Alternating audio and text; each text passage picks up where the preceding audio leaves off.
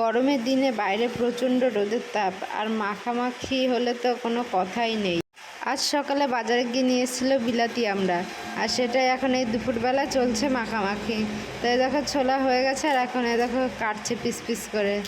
আর ও ওইসব কাটাকুটিতে বেশ ভালোই পারে, এক্সপার্ট, সেজন্য ও কাটলো। আর আমাকে বললো যে সর্ষে লঙ্কা বেটে আনতে, বেটে এনে আমায় মাখতে বললো। আমি তো পারি না সেভাবে।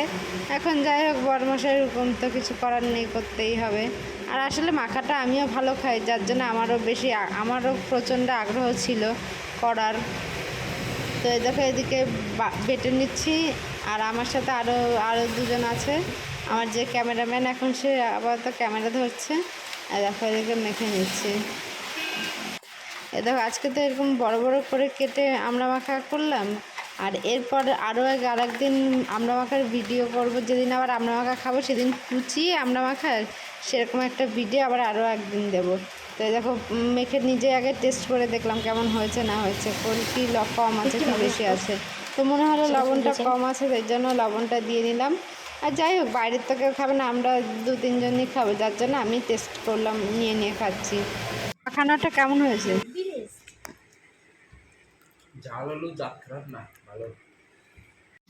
ওদের দেওয়ার পর এখন দেখো আমি খাচ্ছি, বেশ ভালোই, আমার কাছে তো ভালোই লাগলো। তো আজকের ভিডিওটা এই পর্যন্তই। ভালো লাগলে প্লিজ আমাদের চ্যানেলটাকে একটু সাপোর্ট করো, আর লাইক শেয়ার কমেন্ট অবশ্যই